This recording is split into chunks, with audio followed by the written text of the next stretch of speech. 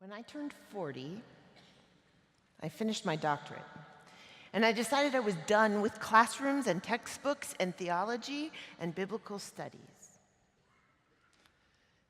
But you're never really done with learning, so I thought I should probably look for something new to learn, something totally foreign to me, different from everything I had spent my life studying.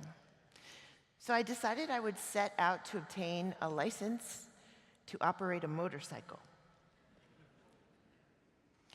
I called this a different expression of my thirst for learning.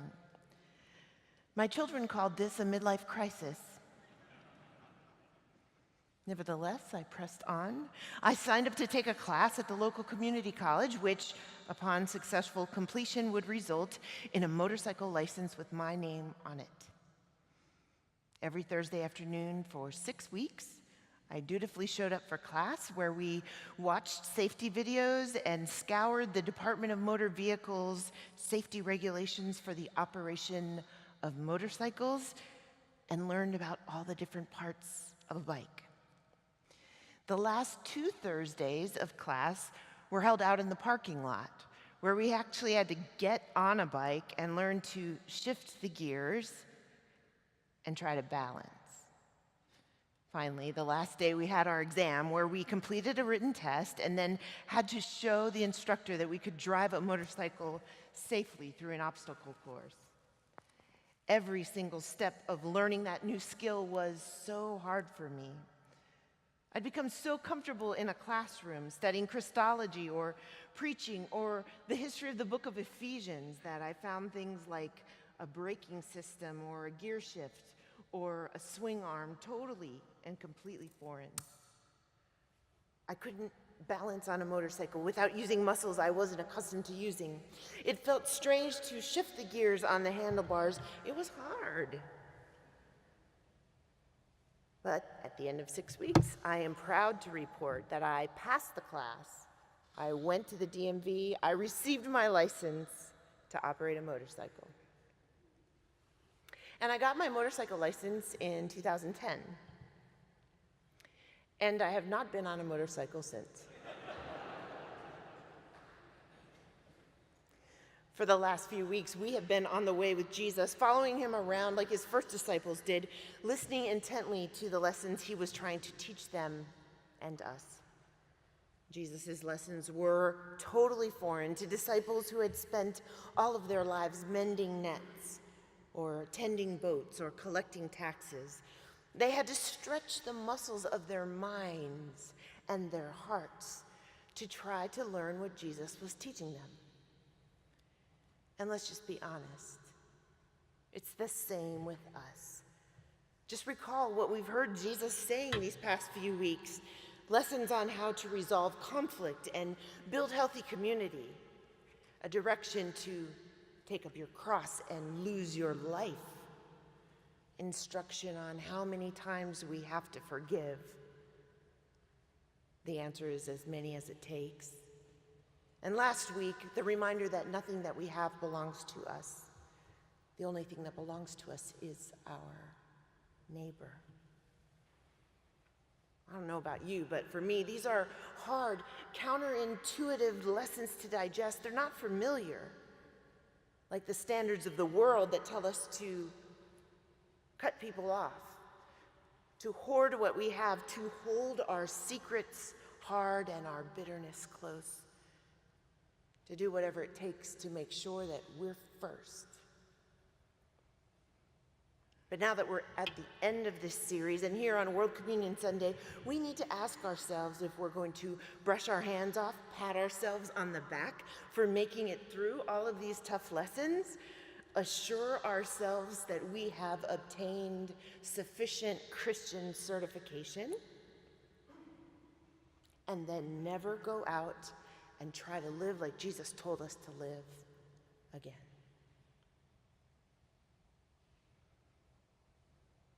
You heard Reverend Livingston read us one of today's beautiful scripture readings, a little piece of Paul's letter to the Philippians. What you heard today is probably one of the most familiar passages from Paul's letter, and it's called the Philippian hymn. Some of you already know that Paul was a good Jew and a Roman citizen who became a Christian after a long career of persecuting Christians. Paul was an activist and a zealot, a prophet who, once he believed something, was going to do everything he could to spread the news. So Paul traveled all over Asia Minor and planted little churches in port cities and towns where pockets of population converged. And to keep up with the little churches he planted, Paul wrote them letters, many of which are in our Bibles. And Paul's missionary activities got him in a lot of trouble, too. The Roman government saw Paul as a serious problem because he kept preaching and teaching the ideas of Jesus, ideas that were disrupting systemic norms and threatening those in power, which, as we all know, have a tendency to bring out the tiki torches. Though he was a good Roman citizen, Paul was insistent that Christ was always first, that the teachings of Jesus supersede any human government, that Christians should always speak up to power and to empire when it violates the law of Christ. You might say that Paul kept choosing his faith over his flag, adopting the posture of a pilgrim, someone who is still on the way with Jesus, learning and living the hard lessons of the gospel again and again and again. And so it was that Paul wrote this letter to the Philippians from jail while he was awaiting trial, historians think, the direct result of what Rome saw as a violation of his duty as a citizen. And as a side note, it's pretty clear that the Philippian church was Paul's favorite church. We can tell because in this letter, he uses the most familiar language, and he's effusive in his love and concern for them. No one knows if Paul penned the hymn we heard this morning or if he was quoting a song that the early Christians commonly sang together. But they would gather in their homes and they would sing the words of this song in secret because the Roman Empire was increasingly threatened by the idea that Christ comes before country, that love is always the highest law in the end, and that when they gathered together, their gathering was a posture of protest, of resistance. And when they got together and sang this hymn that reminded them to put themselves last, to nurture unity in their community, to take up their cross and follow Christ, the first Christians gathered around a meal, a table, eating and singing and remembering that they were followers of Jesus, not devotees of the government.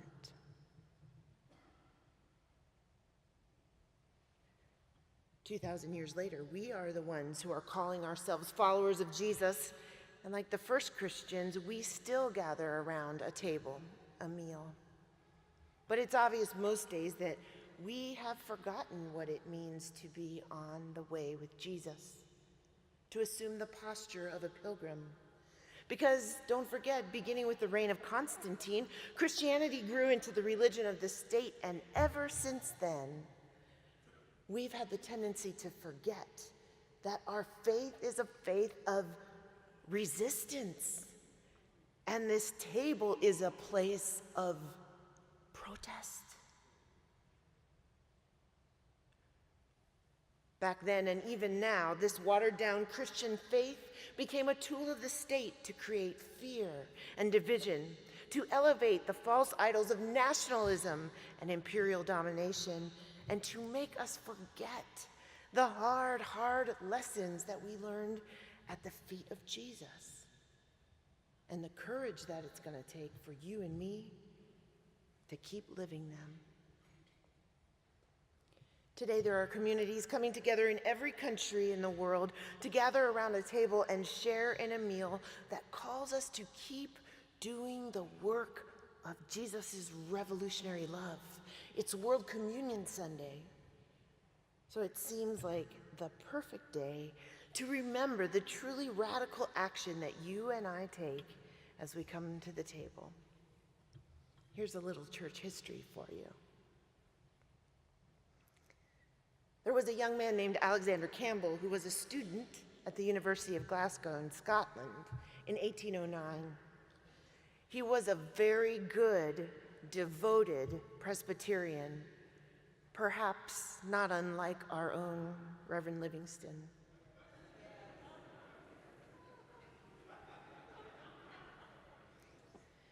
In the Presbyterian Church in Scotland back then, communion was only observed twice a year, and Campbell's church awarded communion tokens. It was a common custom.